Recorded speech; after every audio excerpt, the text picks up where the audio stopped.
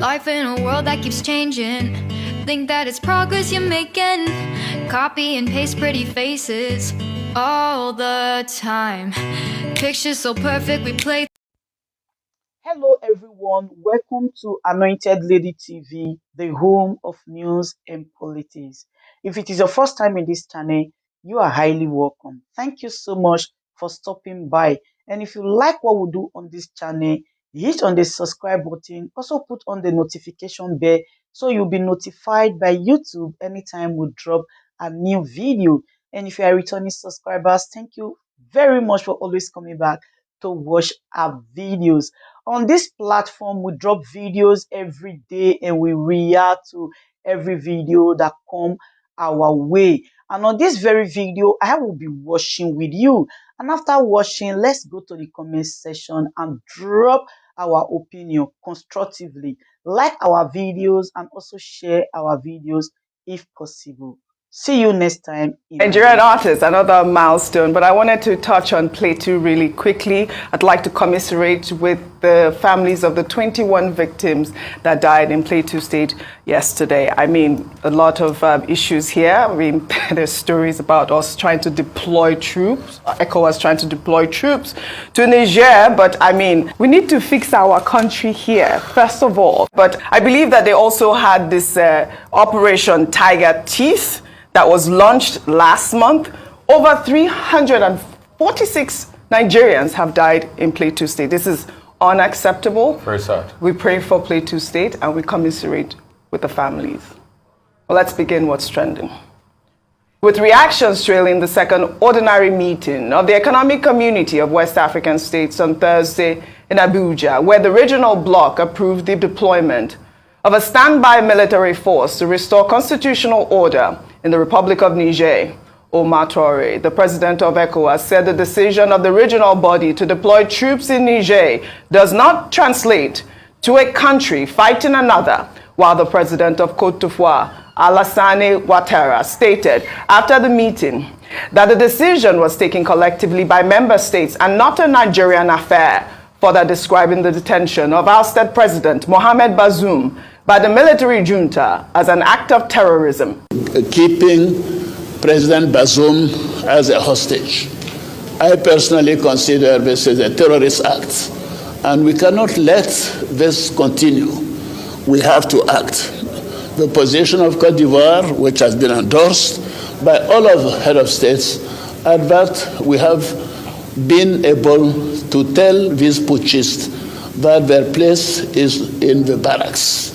They should go to fight the terrorists and not try to kidnap a democratically elected president.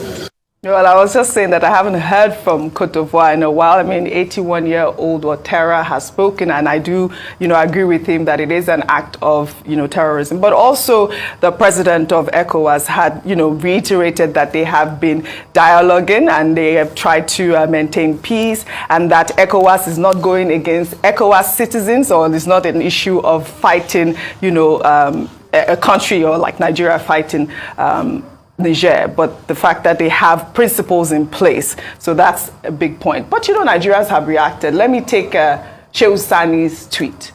He wrote, ECOWAS communique is contradictory, opting for dialogue as setting up a standby force. Our message to the leaders of West Africa is unambiguously clear. Do not drag us to war because of coup in Niger. Then also a statement that was credited to the president of Liberia has also been trending. I believe he made this statement back in 2021, which is quite relevant now. He wrote, as long as ECOWAS tolerates institutional coup that allows lifetime presidencies, there will always be military coup, and we cannot condemn military coup when we do not condemn those who carry out institutional coup. Well, another Twitter user there, Nefertiti, she wrote, ECOWAS deploying a standby force to invade Niger is laughable. Those coup plotters already consolidated their powers. The rebel who may be activated to dislodge them also came too late. A government has been formed. all the ECOWAS can do now is to embark on a face-saving mission. Yes, we know that on Wednesday, the military formed a 21-member cabinet. Some of them were coup leaders, and also we understand that there were a bunch of civilians in there. But I also wanted to touch on George Weah's statement. Ayo, if you can really touch on that, and then we can move forward. All right, just to touch on that really quickly, very spot on what he said, institutional coups as opposed to military coups. And a number of guests we've had on the show have actually spoken to that. Mr. Femi Falana has also spoken to that matter, and a few other people have said that we cannot continue to condemn military coups when we promote institutional coups or internal coups, as it's called, where there's no adherence or respect of the Constitution, especially with regards to the number of years or the tenure or tenure elongation. President Ouattara, who was speaking just a few seconds ago, himself has been president since 2010. So he's been president of Côte d'Ivoire beyond the length of time. And so it's quite rich when they come for meetings like this at the ECOWAS summit and they're talking about, we have to kick against coups. And then you see lifetime president, life president, self-imposed life president in Africa, and you wonder why these coupists or military hunters are popular in this region. So if we're going to fix military coups, which is very important, if we're going to address it, we also have to and must speak to internal or what is now called institutional coups across the continent. Dr. Bati, another conversation out there was the fact, like I mentioned earlier, we need to fix our country here, first of all. I mean, the conversation about security and all of that, some people have even brought up Asari Dokubo's video. I believe he did that last week, saying that he's going to go in there. He's actually seeking to take his military into Niger. Look, what is on the table is that many Nigerians have spoken against Nigeria getting involved in any form of military action in Niger. Whether it's the Christian Association of Nigeria or the Arewa Consultative Forum, the Council of Ulamas of Nigeria. Afenifere just issued a statement also saying, look, we don't want to go to war. Concerned citizens, including Sèériøus Sani that you Senator Sèériøus Sani that you quoted, have all said they don't think it's a wise thing because of the likely consequences, the extent, nature of which we do not know. Because if there is retaliation on the part of those coupists in Niger, you don't know what they will do. And our people are on both sides of the border. Many Nigerians even have dual nationality.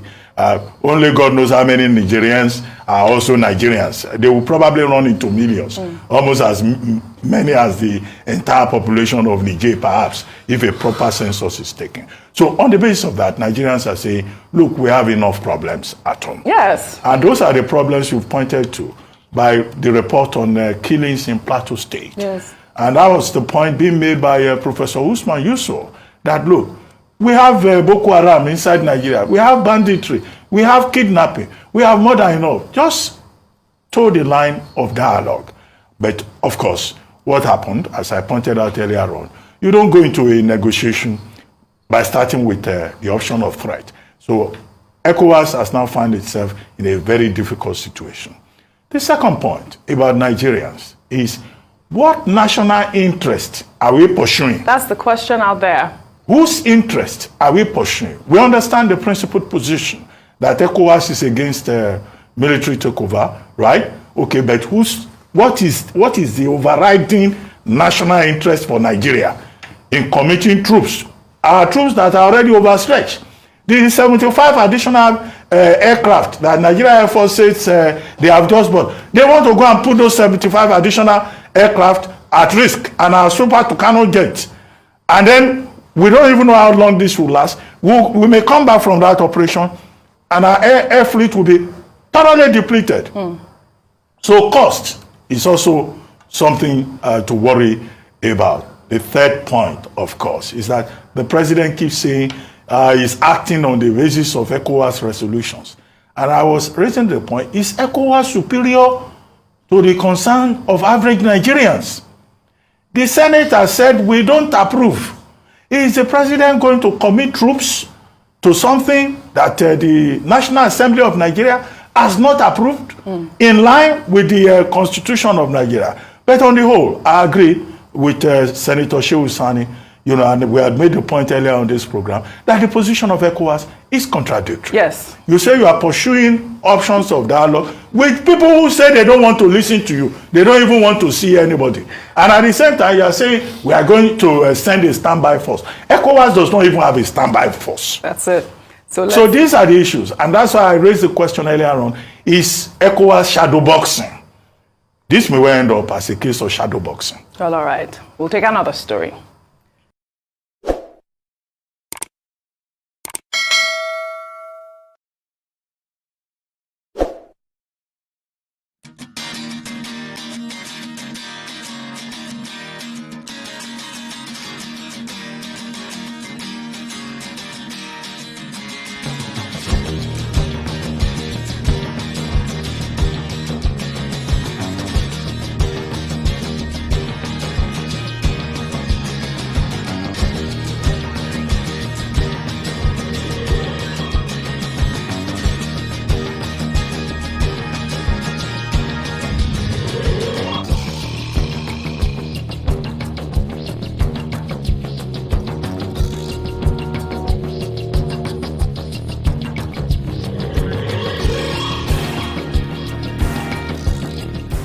Ladies and gentlemen, good day, my brothers and sisters, my mommies and my daddies over there.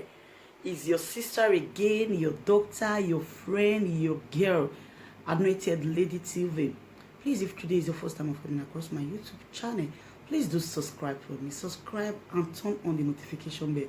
So each time I upload any video, you will be notified. So in this my channel, I will be bringing up many things to you in which you will benefit from it. I do talk show, I do news, anything you want to talk about, I am into it.